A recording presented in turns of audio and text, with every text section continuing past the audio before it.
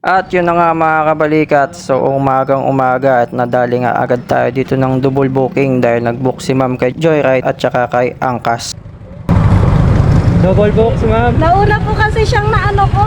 Akala ko hindi nag-ano kaya ulit ako na angkas. Nauna siya dito eh.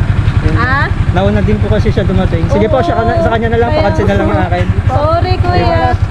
Hindi ako marunong mag-cancel. Sige. Pampasol na lang. Sorry. Cancel niyo na lang po. Sige po. Sige pa po.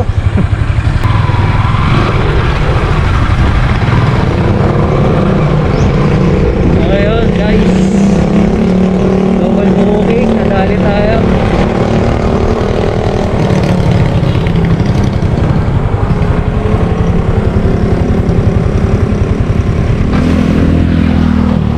Double booking si ma'am.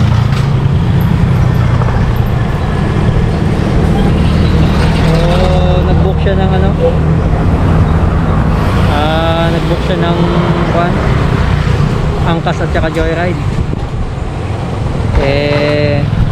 Una niya daw i-book si Joyride, kaya lang si Angkas mas naunang dumating sa akin, so kaya binigay na lang natin kay tropa kasi siya lang naunang dumating sa atin, mga kabalikat, sa location. Hindi, may kakancel ko pa to.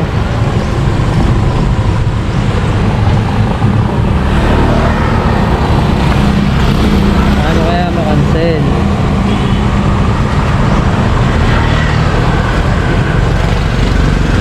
Chat natin si ma'am. Sabi natin pa-cancel na lang.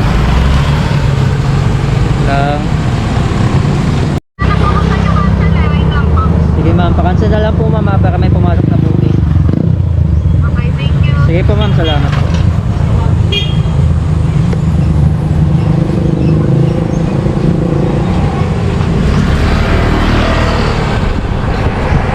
Sila pa-cancelin natin. Ayaw ko mag-cancel na kapalitan. Hassle pa yan.